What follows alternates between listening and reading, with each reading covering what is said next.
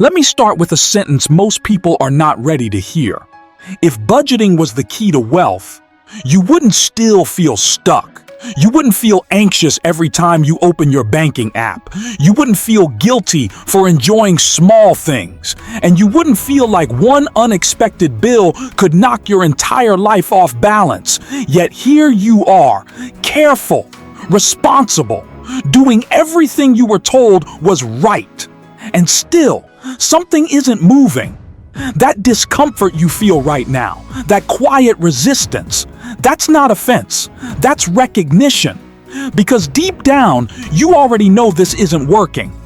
Budgeting taught you how to survive. It never taught you how to expand. It trained your mind to protect what's little, instead of learning how to create what's more.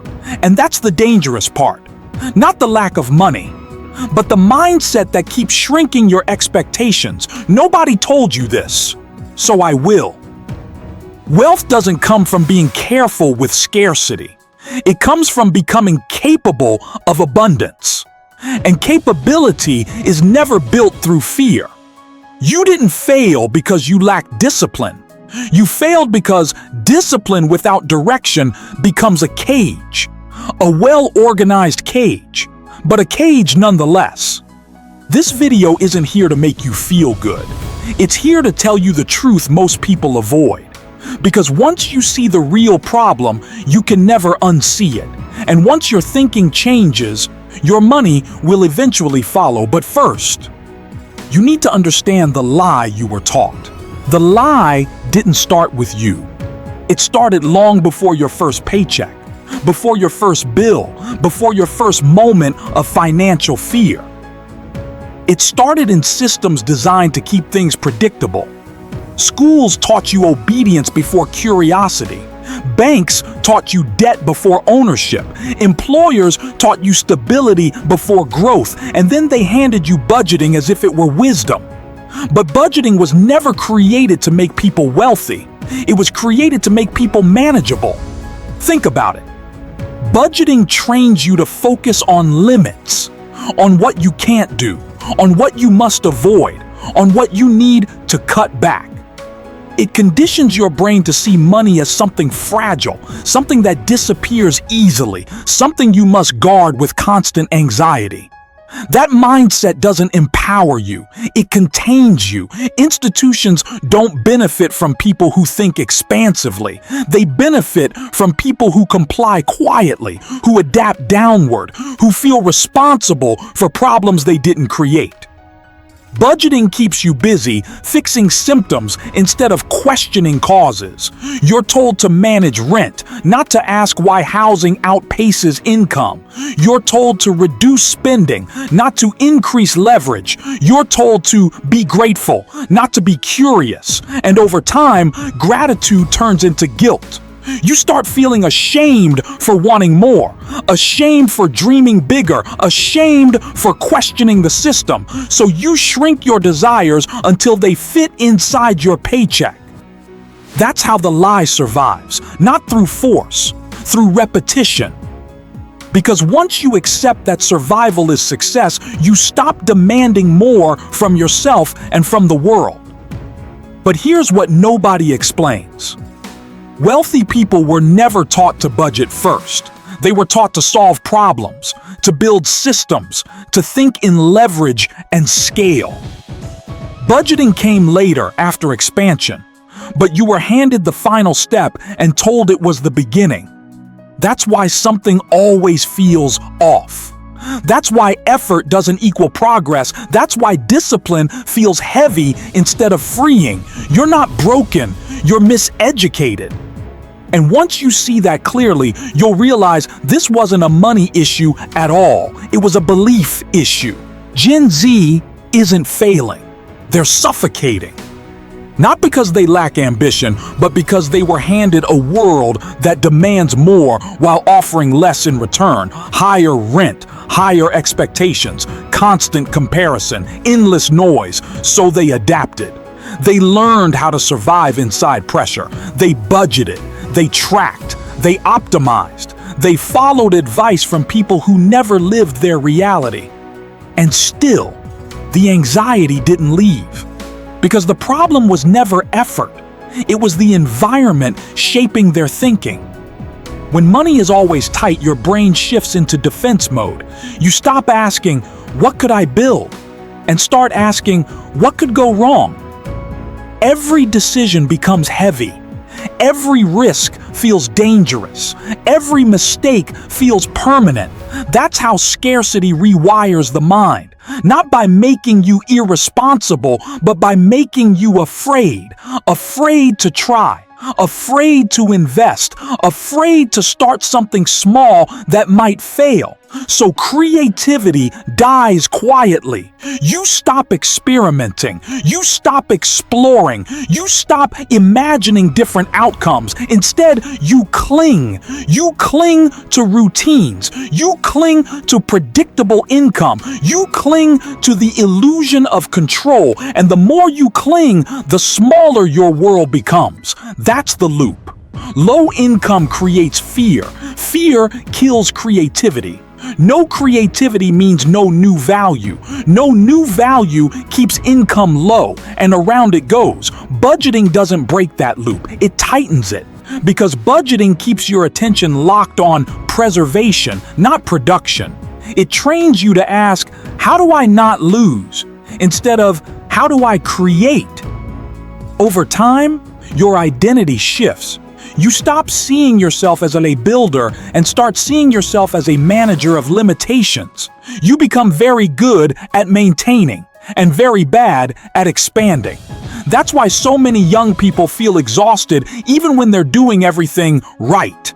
They're using all their energy to hold things together with nothing left to move forward. And here's the quiet tragedy. Most of them blame themselves. They think they're lazy, undisciplined, behind. But the truth is simpler and harder to accept. They were trained to think small in a world that rewards those who think wide.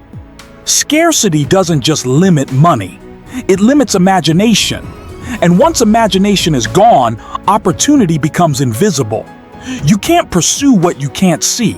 You can't build what you can't imagine.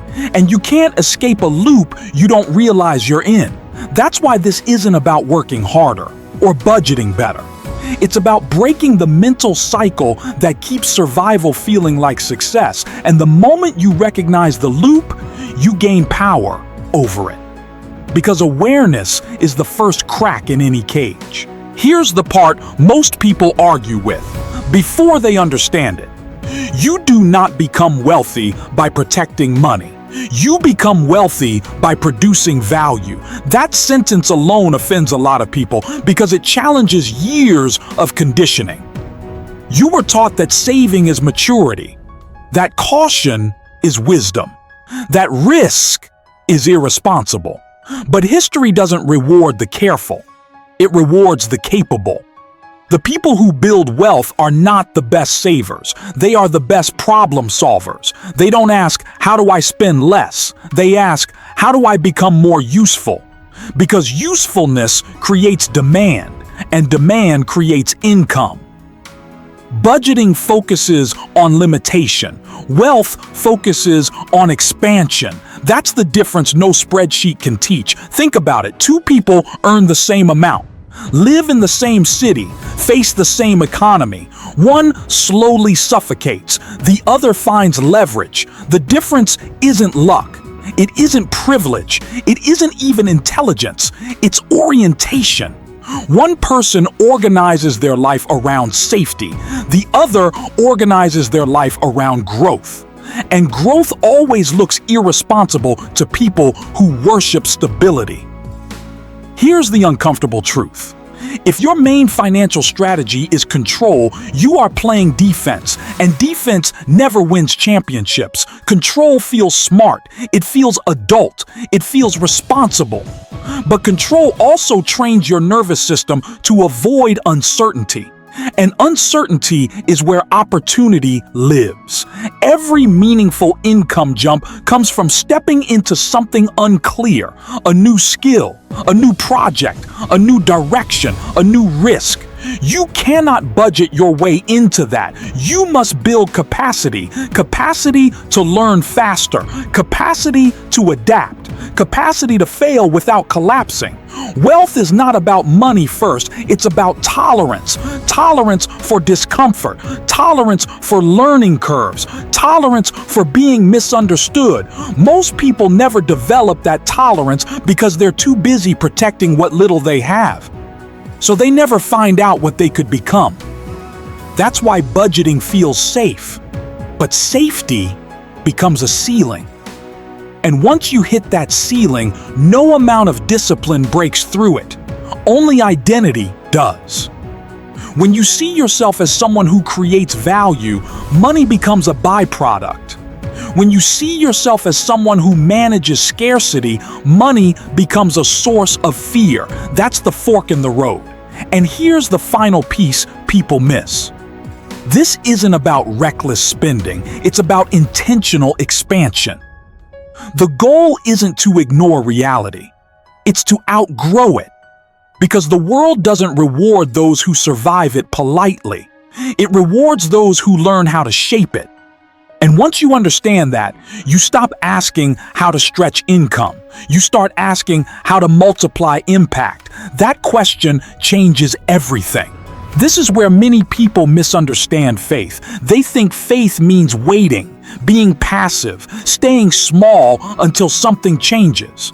But faith was never meant to shrink you. Faith was meant to prepare you. Real faith doesn't say, do nothing. It says, become ready. Order is not restriction. Order is alignment. It's about placing your energy where it produces growth, not where it only produces comfort. Most people confuse discipline with denial. They think faith is about avoiding risk, when faith has always been about trusting movement. Every major breakthrough in history came from someone acting before certainty arrived. Faith doesn't remove uncertainty. It gives you the courage to move through it. That's why wealth and faith aren't enemies, they're partners, when understood correctly. Wealth without faith becomes arrogance. Faith without action becomes stagnation. Order sits in the middle. Order says, build structure for growth. Prepare for expansion. Steward what increases. The wealthy don't just manage money, they manage momentum. They build routines that support learning. They create environments that reduce distraction. They organize their lives around clarity, not chaos. That's the part people miss. They think abundance comes from chance, from luck, from timing, but abundance flows through systems. Faith gives direction, order gives form, wealth follows alignment. And when your inner world is aligned, your external results begin to change. Not overnight, not magically, but inevitably. That's why the goal isn't to escape responsibility, it's to redirect it. Instead of being responsible for scarcity, you become responsible for growth. Instead of managing fear, you manage development. That's a higher calling. Because faith was never about staying safe. It was about becoming capable of carrying more responsibility, more influence, more provision. You don't pray for increase and then refuse the preparation it requires. Order prepares the vessel. Faith fills it. Wealth becomes the overflow. And when you understand that sequence, money stops being the focus. Impact becomes the goal. Provision becomes the result. And peace replaces pressure. This is the part where most videos lose people. Because instead of giving real direction, they default to noise. Work harder. Stay disciplined. Just hustle. That advice sounds productive, but it keeps you stuck in the same loop. So let's be precise. If budgeting manages scarcity, then the opposite strategy must build capacity. Capacity to earn. Capacity to adapt. Capacity to create value. Here's where that begins. First, stop tracking only money. Start tracking skill acquisition. Ask yourself this each month. What am I measurably better at than last month? If the answer is nothing, no financial system will save you. Skills are income multipliers. They outlive jobs. They travel across industries. They compound quietly. Second, audit your time before your expenses. Money leaks are obvious. Time leaks are invisible. Scroll time, mental fatigue, low-value obligations. If you don't control your time, you'll never control your income. Time invested builds capacity. Time spent only maintains survival. Third, redirect discipline. Discipline is not about restriction, it's about direction. Instead of asking, "What can I cut?" ask, "What can I build?" A small side project, a low-ego experiment, a skill monetized imperfectly, not for instant profit, for feedback. Feedback is more valuable than comfort. Fourth, normalize beginner income. This is where pride keeps people poor. They refuse to earn small while learning something big. But every high earner once accepted low returns in exchange for experience. Short-term humility creates long-term leverage. Fifth, upgrade identity language. Language shapes perception. Perception shapes action. Stop saying, "I'm bad with money." Start saying, "I'm learning how value turns into income." That shift changes behavior. You don't need motivation. You need a new self-image, one that sees money as a response to usefulness, not a reward for suffering. Finally, build environments that support growth. Your inputs matter. What you watch, who you listen to, what you normalize. If everyone around you talks only about survival, your mind will stay there too. Expansion requires exposure, not hype, perspective. This is not a quick fix. It's a real one. And real change feels slower than fantasy promises. But here's what happens when you apply this. Fear decreases. Clarity increases. Opportunities become visible. Not because the world changed, but because you did. That's how you break the loop. Not by budgeting harder, but by becoming someone whose value outgrows scarcity. And once that happens, money stops being the problem. It becomes the signal. There is a quiet danger nobody prepares you for. It's not failure. It's not poverty. It's not even struggle. It's getting comfortable with a life that never expands. Most people don't stay stuck because they can't change. They stay stuck because they learn how to cope. They learn how to explain away dissatisfaction, how to normalize exhaustion, how to call survival peace. And slowly, ambition fades. Not because it wasn't real, but because it became inconvenient. Comfort is persuasive. It tells you that consistency is progress, that stability is enough, that wanting more is ungrateful. So you settle. You build routines around safety. You lower expectations quietly. You delay dreams responsibly. And one day, years pass. Not in chaos. Not in disaster, but in quiet repetition. That's the real cost, not money lost, but potential unused.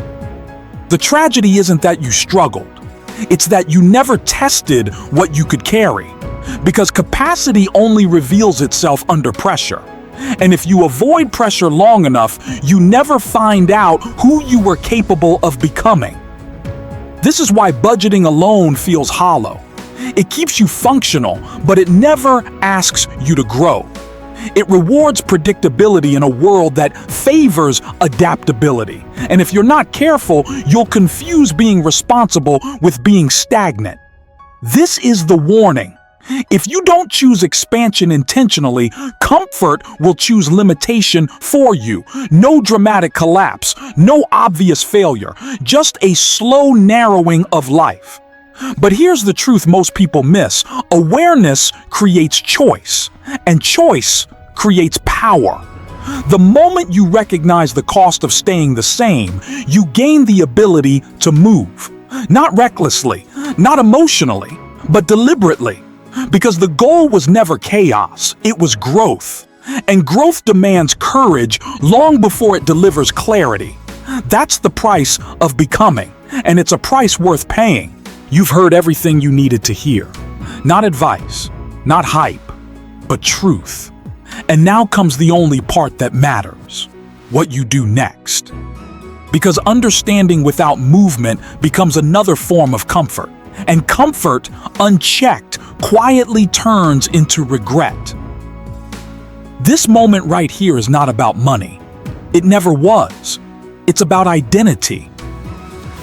Will you continue managing a life built around limitation, or will you begin building capacity for expansion? No one is coming to rescue you from confusion. No system is going to hand you clarity. No perfect moment is waiting in the future. There is only this awareness and the decision it demands. If something in you recognized yourself in this message, that wasn't coincidence. That was honesty surfacing. And honesty is the beginning of change. You don't need to overhaul your life tonight. You don't need to quit your job tomorrow. You don't need to pretend confidence you haven't built yet. You need direction. And direction begins with choosing growth over comfort, consistently, imperfectly, deliberately. If you're ready to stop surviving patterns that no longer serve you, type "shift" in the comments. Not for the algorithm, for yourself. If you want more conversations like this, grounded, challenging, practical, and honest, subscribe. This channel exists for people who think deeply, question systems, and refuse to shrink their future quietly. The next episode breaks down how to increase income without burnout, gimmicks, or false promises, step by step. No noise, no manipulation, just clarity. Because you were never meant to live a small life carefully managed. You were meant to grow into something stronger, wiser, and capable of carrying more. This is where that journey continues.